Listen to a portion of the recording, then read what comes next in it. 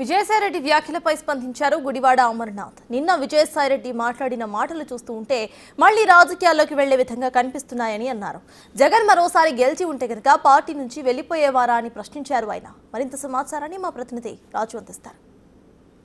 అధినేత జగన్ మీద అతను వెనుకున్నటువంటి కోటరీ మీద సంచలన వ్యాఖ్యలు చేసినటువంటి విజయసాయిరెడ్డిని తప్పుపడుతున్నటువంటి పరిస్థితి అయితే ఉంది. ఇప్పటికే కోటరీ గురించి మాట్లాడినటువంటి నేపథ్యంలో నిన్నటి వరకు కూడా అదే కోటరీలో ఉన్నటువంటి విజయసాయిరెడ్డి ఈ విధమైనటువంటి వ్యాఖ్యలు ఎలా చేస్తారని ఇప్పుడు అటు రాష్ట్ర వ్యాప్తంగా వైసీపీ నాయకులు చెప్తున్నటువంటి పరిస్థితి అయితే ఉంది. ప్రస్తుతం మనతో పాటు మాజీ మంత్రి గుడివాడ అమర్నాథ్ గారు ఉన్నారు. ఏమంటారు సార్, అసలు అటు విజయసాయిరెడ్డి గారు నిన్న చేసినటువంటి జగన్ వెనక ఒక కోటరీ ఉంది, వాళ్ళ మాటే వింటున్నారు, దాని నుంచి బయటికి రావాలి జగన్మోహన్ రెడ్డి అని చెప్పేసి ఒక వ్యాఖ్యలు చేశారు, ఏం చెప్తారు? రాజకీయంగా గడిచినటువంటి 9 మాసాలు ఫలితాలు వచ్చిన తర్వాత అనేక పరిణామాల్లో మనం చూసాం.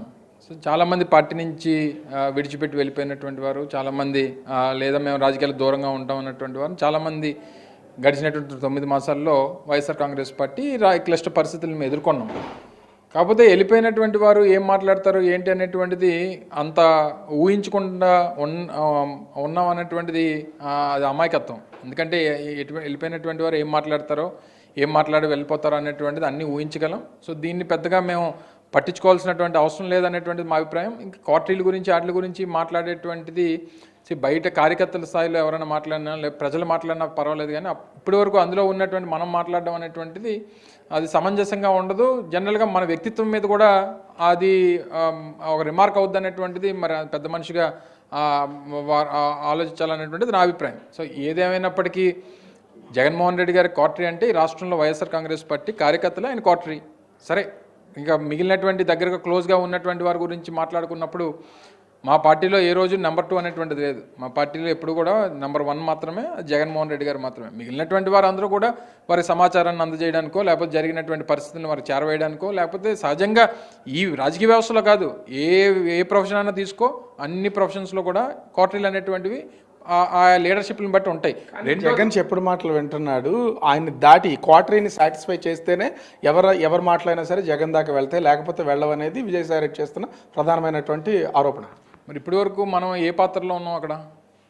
మొన్నటి వరకు ఆయన రాజీనామా చేసి నెల 15 రోజులు అయింది. మొన్నటి వరకు వారు వైఎస్ఆర్ కాంగ్రెస్ పార్టీలో ఉన్నప్పుడు ఏ స్థానంలో ఉండేవారు?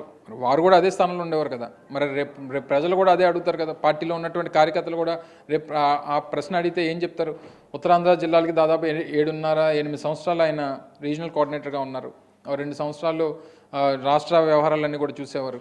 మరి చూసినప్పుడు మరి మీరు కూడా అదే పాత్రలో, అదే పూజారి పాత్రలో, అదే మీరు చెప్పినటువంటి అదే క్వార్టరీలో ఉన్నటువంటి మీరు మరి ఆ మాట్లాడినప్పుడు ప్రజలు ఏమనుకుంటారు, కార్యకర్తలు ఏమనుకుంటారు అనేటువంటిది కూడా మనం ఆలోచించాలి.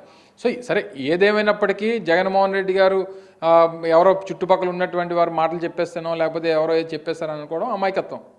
లీడర్గా ఆయన ఈరోజు ఈ స్థాయికి వచ్చాడనంటే ఆయన ఇండివిజువాలిటీ, ఆయన డెడికేషను, ఆయన తాలూకా నిర్ణయాలు, ఆయన ఫైట్ చేసినటువంటి విధానం, ఇవన్నీ కూడా ఆయన ఈరోజు ఎదుగుదలకు కారణం. వీరందరూ కూడా ఇచ్చినటువంటి సలహాల మేరకు ఆయన పార్టీ పెట్టలేదే. సోకాల్డ్ ఇప్పుడు వారు మాట్లాడినటువంటి వారందరూ కూడా జగన్మోహన్ రెడ్డి గారు పార్టీ పెట్టిన తర్వాత సరే అప్పటి వరకు బ్యాక్గ్రౌండ్లో ఎక్కడన్నా ఉంటే ఉండాలి తప్ప, ఇప్పుడన్నా పార్టీ పెట్టిన తర్వాత వాళ్ళకి ఫోకస్లో ఉన్నారు తప్ప ఏ రోజు కూడా జగన్మోహన్ రెడ్డి గారు పార్టీ పెట్టాలని కానీ లేదా ఆయన ఓదార్పు యాత్రకు కానీ లేకపోతే ఇంకోటి కానీ ఆయన అన్ని సొంత నిర్ణయాలు. ఇక్కడ విక్రమ్ రెడ్డి గురించి, వైవి సుబ్బారెడ్డికి సంబంధించి వీటన్నిటి మీద ఆరోపణలు చేస్తారు. ఎందుకు ఇప్పటి వరకు లేని ఆరోపణలు ఇప్పుడు చేయడం? విక్రాంత్ మీద కానీ లేకపోతే ఇంకొకరి మీద కానీ ఇంకొకరి మీద ఎవరి మీదన్నా సరే, ఈ ప్రజాస్వామ్యంలో ఎవరి మీద ఆరోపణలు చేసేటువంటి అర్హత ప్రతి ఒక్కరికి ఉంది. చేసినటువంటి ఆరోపణలు చేసినటువంటి వ్యక్తి ఏమో అధికార పార్టీ కాదు, ప్రతిపక్షంలో ఉన్నాం. అధికార పార్టీ అధికారంలోకి వచ్చి 9 మాసాలు అయింది. ఎంక్వైరీ చేయమనండి, చేసి నిజాలు బయట పెట్టమనండి. సో ఎంక్వైరీ చేసుకునేటువంటి శక్తి వారికి ఉంది, వారికి అధికారం వారికి ఉంది, అన్ని వారికి ఉన్నప్పుడు ఇంక ఈ డిస్కషన్ ఎందుకు?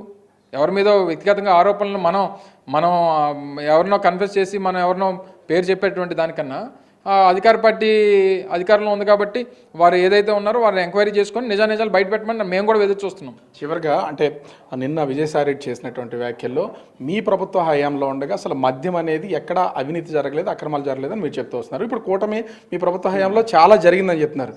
ఇప్పుడు విజయసాయిరెడ్డి వ్యాఖ్యల్లో కసిరెడ్డి రాజశేఖర్ రెడ్డికి సంబంధించి అతనే మొత్తం క్వార్టరీ అంతా నడిపాడు, మద్యం మాఫియా నడిపాడు అని చెప్పేసి ఆయన వ్యాఖ్యల్లో ఉంది, ఏం చెప్తారు? ఏదన్నా తీసుకో, శాండ్ అంటావా, ల్యాండ్ అంటావా, లేకపోతే లిక్కర్ అంటావా, లేకపోతే ఏవైతే మా మీద ఆరోపణలు చేశారో ఏది చేయాలని నేను చెప్పిన కామన్ పాయింట్ కదా, ఎంక్వైరీ చేయమంటున్నాం కదా. అందులో ఎవరున్నారు, ఎవరి పాత్ర ఏంటి, ఎవరు ఇందులో ఇన్వాల్వ్మెంట్ ఉన్నారు అనేటువంటి బయట పెట్టాలి అని చెప్పి డిమాండ్ చేస్తున్నాం మేము కూడా. సో గతంలో ఈ రకంగానే ఆరోపణలు చేశారు, ఏవి రుజువు చేయలేకపోయారు, ఇప్పుడు కూడా చేస్తున్నారు. పార్టీ అధికారంలో ఉంది, చేయండి, ఎంక్వైరీలు చేసి నిజాలు బయట పెట్టండి. ఒకవేళ అటువంటిది ఏమైనా ఉంటే ప్రజలు కూడా తెలుస్తుంది కదా. గుర్తు ఆరోపణలు చేసి నువ్వు అధికారంలో ఉండి ఆరోపణలు చేస్తే దీనివల్ల ఉపయోగం ఏముంటుంది?